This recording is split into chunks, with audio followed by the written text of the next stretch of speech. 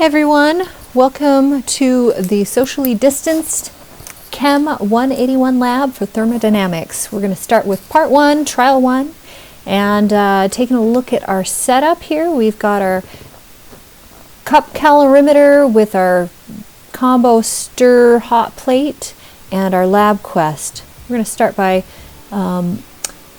measuring out some sodium nitrate. You should have calculated that in your pre-lab. And I'm going to measure 100 milliliters of water, give or take a little bit, and you can read that to the nearest half a milliliter and write that down. Adding my water to my cup and getting the stir bar going, dropping the temperature probe in.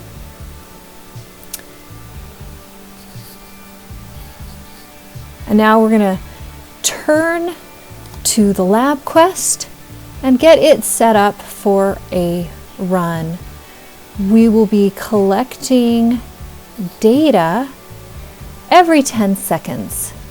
So I'm setting that up for every 10 seconds and for 5 minutes.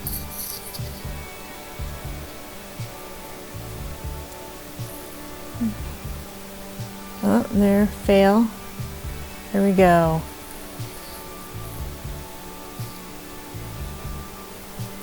Now I'm going to hit the start button and let it run for a good 30 seconds to allow it to equilibrate, and then we'll take our initial temperature reading.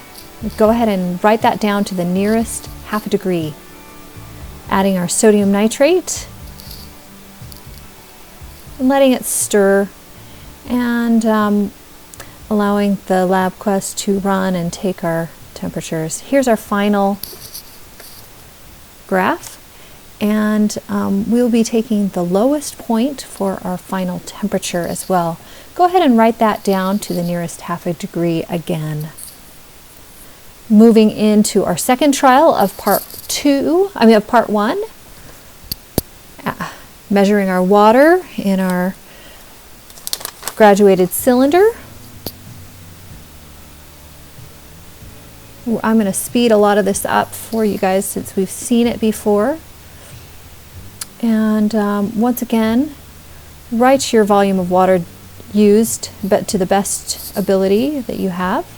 And you can also use your calculated sodium nitrate mass again for this trial. Pouring our water in and getting it going, lowering our temperature probe and letting it run for 30 seconds. Here's our initial temperature. Write that down to the nearest half a degree. Adding our sodium nitrate, letting it run, and I'll be fast forwarding this.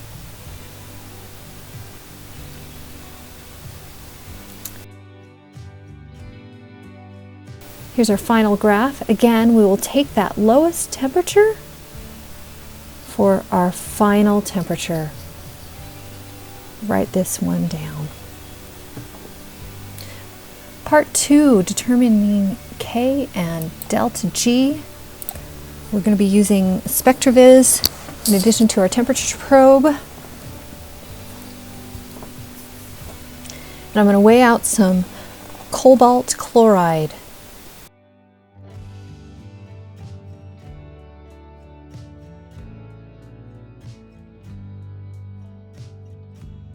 Write that mass down. Making a solution of the cobalt chloride with a volumetric flask.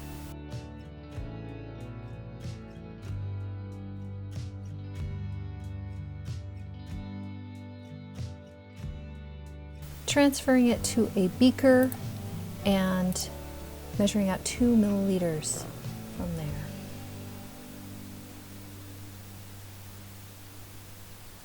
So, after this, I'm going to go ahead and measure 2 milliliters of hydrochloric acid, concentrated, in that same vessel. I'm going to put it in that little beaker that I transferred the 2 mils in, And you guys can see the really nice purple that we come up with when everything's all mixed. Transferring it to a SpectraViz cuvette, and then I'm going to make a blank with some DI water. Getting my ice bath ready, putting a little water in there, and then putting the clips on the cuvettes and putting it in the water bath. Dropping my temperature probe down and waiting for a little bit. Here I'm going to warm up the SpectraViz lamp, and then I'm going to calibrate it with the DI water cuvette.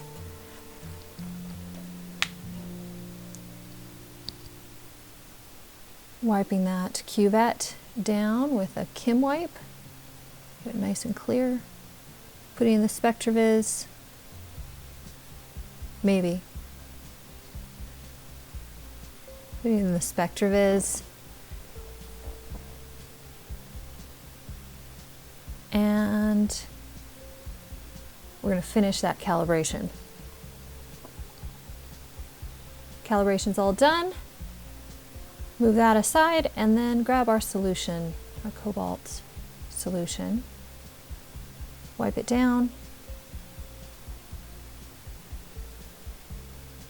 Place it in the SpectraViz. And at this point, we're going to take our data. Here, you'll see we get a nice graph, and you guys are going to want to take down your temperature, the absorbance, and the wavelength as soon as I get it to 690 to 90 nanometers for the wavelength. So, and then also sketch the graph.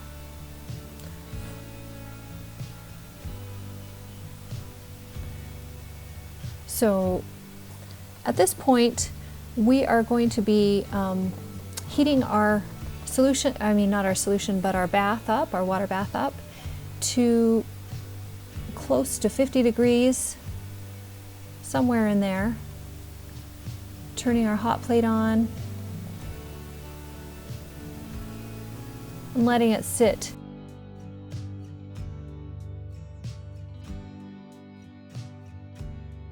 From here, we do the same thing. We calibrate our DI water there, and then we take the absorbance at 690 nanometers, give it a little stir.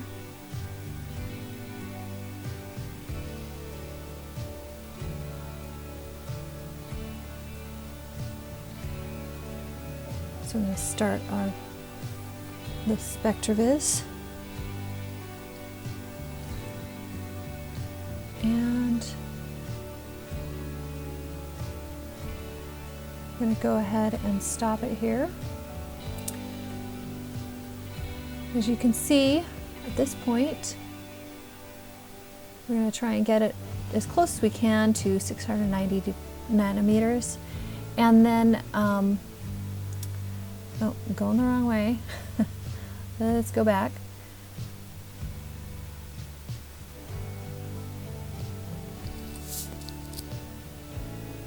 But once again, take down the temperature, the absorbance, and the wavelength. From here, we're going to go ahead and lower the temperature of our water bath by adding ice. We're trying to get there by about 10 degrees. We're going to put our cuvettes in and let them sit. I'm going to calibrate as I did before, and then take our absorbance. Once again, temperature, absorbance, and wavelength as close as we can to that 690 nanometer. Dropping the temperature again with more ice and doing the same thing. Here we are with the next data point. Temperature, absorbance, and wavelength. Write those down.